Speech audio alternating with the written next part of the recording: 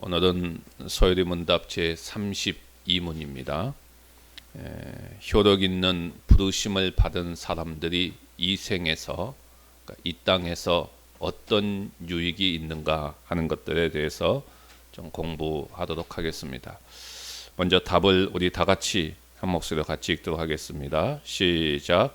효력 있는 부르심을 받은 사람들은 이 생에서 의롭다 하심과 양자로 삼으심과 거룩하게 하심을 얻고 또한 그것들과 함께 오거나 그것들에서 나오는 유익을 얻습니다. 아멘. 지난 시간에는 우리가 효력 있는 부르심이 무엇인가 하는 것에 대해서 공부를 했습니다. 가장 먼저 이야기하고 있는 것은 효력 있는 부르심은 성령께서 하시는 것이다 라는 것을 이야기했지요. 그러니까 우리가 늘 우리의 신앙의 근거가 어디에 있는가를 여러분들이 잘 확인하셔야 됩니다. 효력 있는 부르심은 누가 하느냐? 성령님의 일이시다. 성령님께서 하시는 일이다. 누가 어떤 인간이 내가 하는 것이 아니라 성령님이 하시는 일이다 하는 것을 먼저 이야기를 했지요. 자, 그런데 이 성령님께서 하시는 일인데 어떻게 하십니까? 일반적인 부르심을 통해서 효력 있는 부르심을 이루어 간다는 것입니다. 그러니까 일반적인 부르심이라는 것이 뭐죠? 복음 전파지요. 우리가 복음을 전파하면은 그것을 통해서 성령님께서 효력 있는 부르심을 하게 되는데, 그 효력 있는 부르심은 그 복음을 듣고 성령께서 그 마음속에 역사하셔서 어떻게 하느냐? 우리의 죄와 비참함을 깨닫게 해준다는 것입니다. 누가요? 성령께서요. 또 우리의 마음을 밝게 해서 그리스도를 알게 한다고요. 누가요? 성령님께서요. 또 우리의 의지를 새롭게 해서 우리로 하여금 내가 이제 새로운 삶을 살아야 되겠다는 결단을 갖게 해줍니다. 누가요? 성령님께서 하신다는 거예요. 그런가 하면은 또 값없이 주시는 예수 그리스도의 그 복음을 우리가 영접하도록 설득해서 믿도록 해주신다는 것입니다. 누가 합니까? 성령님께서 하신다는 거예요. 성령님께서. 이것이 바로 효력 있는 부르심입니다. 효력 있는 부르심. 자, 그런데 우리가 이 효력 있는 부르심을 받은 사람들은 하나님으로부터 말할 수 없는 은혜를 받은 자들이 있지요. 특별한 은혜를 받은 자들입니다. 그러니까 아무나 누구나 이 효력 있는 부르심을 받은 자가 아닙니다. 하나님의 택하신 자들만 이 효력 있는 부르심을 받기 때문에 이 효력 있는 부르심을 받은 사람들은 하나님의 특별한 은혜를 받은 자들이 있지요. 근데 그 유익을 우리가 이야기한다면 크게 세 가지로 이야기할 수 있습니다. 이 생에서, 이 땅에서의 유익이 있습니다. 그 사람들은, 효력 있는 부르심을 받은 사람들은 분명히 이 땅에서의 유익이 있습니다. 그 다음에 두 번째는 죽을 때 유익이 있습니다. 죽을 때. 세 번째는 부활할 때 유익이 있습니다. 부활할 때. 자, 그런데 오늘 우리가 살피게 되는 32문에서는 이 크게 세 가지 속에서 첫 번째, 이 생에서의, 이 세상에서의 유익입니다. 우리가 이 땅에 사는 동안, 목숨이 이 땅에 붙어 있는 동안 우리가 어떤 유익을 얻게 되는가 하는 것에 대한 이야기가 오늘 제 32문의 이야기입니다. 자, 먼저 우리가 여기서 기억해야 될 것은 유익이라고 하는 단어를 사용했다는 것입니다. 이것이 얼마나 감사한지 모릅니다. 효과적인 부르심을 받은 우리들이 다른 단어가 아닌 유익이라고 하는 단어를 사용했다는 것이 얼마나 다행스러운지 모릅니다. 만약에 너희들 구원을 공짜로 받았으니까 이제부터 너희들 밥값해야 된다 이렇게 말하면 뭐 어떻게 하겠어요? 우리는 우리의 입장에서 뭐 꼼짝없이 그렇게 해야죠. 너 구원 받았으니 이제부터는 강한 훈련을 받아야 된다. 그럼 뭐 꼼짝없이 그렇게 해야죠. 근데 하나님은 우리에게 그렇게 하지 않았다는 것입니다. 그냥 유익이라고 표현하고 있습니다. 이제부터 받는 모든 것이 우리에게 가장 좋은 것으로 하나님께서 채워주시고 주셨다는 것을 이야기합니다. 자, 그런데 전제 조건이 우리에게 이런 유익이 있기 위해서는 효과적인 부르심을 받은 자들만이 가능합니다. 이런 유익은 누구나 있는 게 아니에요. 효과적인 부르심을 받은 자들만 이런 유익이 있다는 것이죠. 근데 여기에 참여하려면 어떻게 해야 됩니까? 가장 중요한 것은 그리스도와 연합되어 있어야 된다는 것이죠. 그리스도와 연합되어 있어야 돼요. 그리스도와 연합되기 위해서는 뭐가 먼저 있어야 됩니까? 일반적인 부르심이 먼저 있어야 되겠죠. 그런 면에서 우리 주님께서 땅끝까지 복음을 전하라고 하는 이 일반적인 부르심의 소명, 이것을 우리가 결코 소홀히 감당해서는 안 되고요. 이것을 우리가 잘 감당해야 되고 무엇보다도 가장 힘써야 될 일이라는 것입니다. 세상 끝나면 더 이상 이 일반적인 부르심은 없습니다. 오직 이 땅에서만 있는 것이죠. 세상 끝나면 더 이상 없어요. 그렇기 때문에 내가 죽어보고 천국이 있는지 지옥이 있는지 한번 보고 그때 가서 믿겠다, 이렇게 이야기하는 사람들이 있지요. 이건 어림없는 이야기입니다. 그때는 이미 기회가 없지요. 그렇기 때문에 천주교에서 가르치고 있는 연옥설이라고 하는 것은 사람을 속이는 사기 행위지요. 죽고 난 이후에는 절대로 효력 있는 부르심은 있을 수가 없습니다. 그렇다면 이 효력 있는 부르심을 받은 사람들이 이 땅에서 어떤 유익이 있게 되느냐 하는 것이죠. 오늘은 전체적인 계과를 이야기합니다. 그리고 제33문에서부터는 이 유익에 대한 한 가지 한 가지씩을 다시 풀어서 설명하고 있습니다. 자, 오늘은 이 전체적인 계과를 좀 보도록 하겠습니다. 그 유익 가운데 첫 번째는 의롭다 하심을 얻습니다. 의롭다 하심을 얻는다라고 말하죠. 그러니까 의롭다 하심을 얻었다라고 하는 것은 지극히 높으신 하나님께서 우리에게 그렇다라고 인정해 주시는 것이지요. 그렇다라고 인정해 주시는 것입니다. 죄인인데 예수 그리스도로 말미암아 우리를 의롭다고 하나님께서 재판정에서 선언하시는 것이죠. 하나님의 선언이 한번 떨어지면 그것으로 그 사람의 신분이 의로운 사람이다 라고 확정이 되는 것이죠. 이것이 얼마나 큰 은혜인지 모릅니다. 그 다음에 두 번째는 양자로 삼으심입니다. 양자로 삼는다라는 것은 법적으로 하나님의 아들이 된다, 법적으로 하나님의 아들이 된다라는 의미지요. 그러니까 죄 지은 것을 생각하면은 하나님의 아들이 될 자격이 전혀 없지요. 그런데 하나님의 은혜로 의롭다함을 얻은 신분이 되었기 때문에 하나님의 자녀로 삼아 주신 것이죠. 이것이 얼마나 큰 유익인지 모릅니다. 예수를 믿으면 이와 같이 큰 은혜를 얻게 된다는 것이죠. 그 다음에 세 번째는 거룩하게 하심을 얻습니다. 거룩하게 하심을 얻는다라고 말하지요. 전에는 거룩한 자가 아니었습니다. 그러나 이제부터는 그 우리의 영혼을 극단적으로 변화시켜서 거룩하게 하시고 거룩한 것을 사모하게 하시고 마음으로부터 거룩하기를 바라게 만들고 거룩한 생활을 자꾸 땅 위에서 연습하도록 하는 것입니다.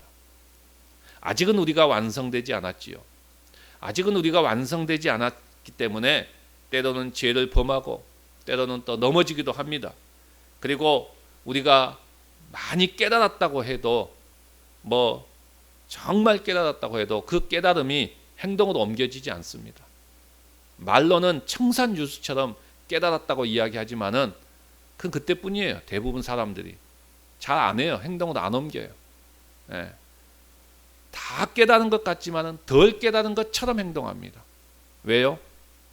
아직 우리는 완성되지 않았기 때문에 그렇습니다. 자, 그럼에도 불구하고 우리 속에서는 끊임없이 거룩한 것을 사모하게 되지요. 사모하게 됩니다. 그러다가 설사 넘어지면은 다시 또 일어납니다. 다시 또 일어나요. 그리고 하나님께 은혜를 구합니다. 왜 그럴까요? 이게 우리가 효과적인 부르심을 받았기 때문에 그렇습니다. 효과적인 부르심을 받았기 때문에 이것이 우리에게 주어진 유익이라는 것입니다. 그래서 불완전하지만은 그럼에도 불구하고 우리가 거룩을 늘 사모하면서 거룩해져 가려고 하고 또 그런 마음을 가지고 있고 또 실패해도 다시 또 그렇게 가려고 하고 하는 것이 우리 안에 있게 되는 것이죠. 효과적인 부르심이 없었다면 누가 이렇게 하겠습니까? 전혀 그렇지 않아요. 효과적인 부르심을 받았기 때문에 우리는 그렇게 하는 것이죠. 그래서 성경에는 이렇게 이야기합니다. 내가 은혜 베풀 때에 듣고 라고 말하죠. 이 말씀은 은혜를 구하는 자를 하나님이 들으신다 라고 말하고 있어요. 은혜를 구하는 자를 하나님이 들으신다는 것입니다. 그러니까 하나님 불쌍히 여겨달라라고 구하면 하나님은 하늘에서 들으신다라는 이야기입니다. 듣고서 어떻게 합니까?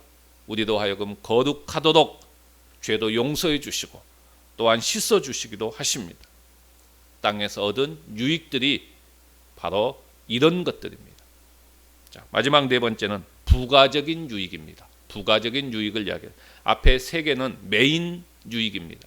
그리고 마지막 또 부연 설명을 하게 되는데 그것은 부가적인 유익이죠. 부가적인 유익이라는 것은 뭐죠? 앞에서 이야기했던 이 세 가지의 것들과 이걸로 인해서 우리에게 함께 더 덧붙여서 찾아오는 것들, 그리고 그것들에게서 나오는 유익들, 그것들이 바로 부가적인 유익이라는 것이죠. 자, 하나님의 의롭다 하심을 받았을 때 하나님께서 법적으로 우리가 죄인이었지만 너는 죄인이 아니다라고 의롭다라고 하나님께서 인정해 줬습니다. 자, 그렇다면 여기서 우리가 오는 유익들이 어떤 유익들이 있을까요? 죄인이었는데 우리가 의롭다는 신분을 가지게 되었습니다. 그러면 우리는 의로운 자가 된 거죠. 신분상으로 의로운 자가 되었습니다. 여러분, 죄인이라고 한다면 그 죄에 대한 형벌을 하나님뿐만이 아니라 어느 누구도 당신 죄인이다, 당신 이러이러한 죄를 지었지 않습니까? 당신 죄인입니다. 그러면 거기서 꼼짝할 수 없어요. 그렇죠? 그런데 우리는 어떻습니까? 이제부터는 어느 누구도 그렇게 하지 못한다는 거예요.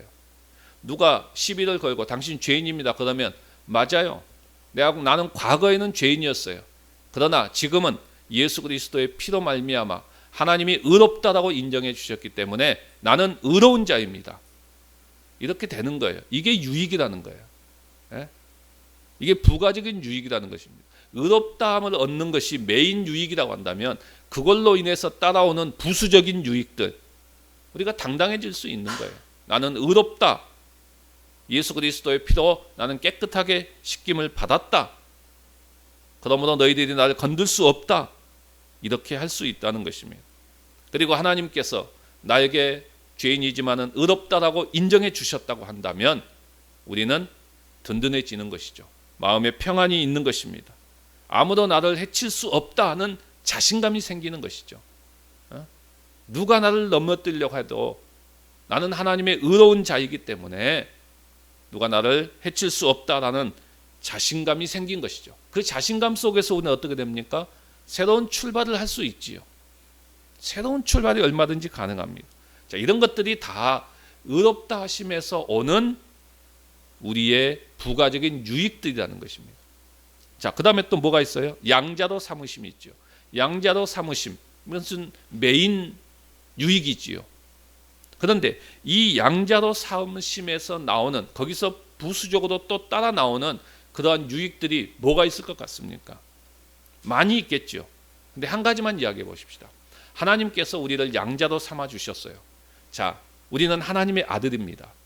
그러니까 하나님이 너는 내 자녀다 라고 하나님께서 그렇게 인정해 주시고 그렇게 칭해 주셨어요. 실제로 그렇게 하나님께서 나를 자녀 삼아 주셨어요.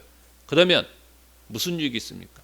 우리의 먹고 입고 살고 하는 모든 것들은 하나님이 다 책임져 준다는 거예요. 자기 자녀인데, 자기 자녀인데 부모가 자녀 책임 안 집니까? 하나님께서 우리를 양자로 삼아 주셨다는 것은 하나님께서 이제부터는 우리를 먹이시고 우리를 입히시고 우리의 삶의 모든 것들을 다 책임져 주신다는 거예요. 그래서 예수님께서 뭐라고 말합니까? 야, 너희들 공중에 나는 새를 봐라. 예? 저 새들도 하나님께서 먹이시고 입히시는데 하물며 하나님의 자녀가 된 너희일까 보냐. 너희들은 저것과 비교할 수 없다 이런 거죠. 하나님께서는 다 먹이시고 입히신다 하는 것이죠. 하나님의 자녀이기 때문에 그렇다는 것입니다. 그래서 우리는 염려 없이 살고 또 어려운 시대를 당할지라도 하나님의 약속이 있으니까 또 우리는 자신감을 가지고 하나님을 믿고 그렇게 살아갈 수 있는 것이죠. 이런 것들이 양자로 삼으신 그런 모습에서 흘러나오는 부가적인 유익들이라는 것이죠. 이런 유익들이 효과적인 부르심을 받은 우리들에게 이 땅을 살아갈 때에 주어지는 유익이라는 것입니다. 죽을 때 유익은 또 있어요.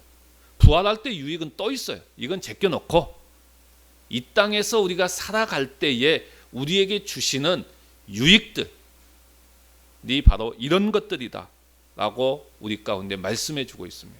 자, 그렇다면 이제 우리가 이런 모든 유익을 아는 자라고 한다면 우리는 어떻게 될까요? 우리에게 주어진 책임들을 우리는 감당해야 되지 않겠습니까?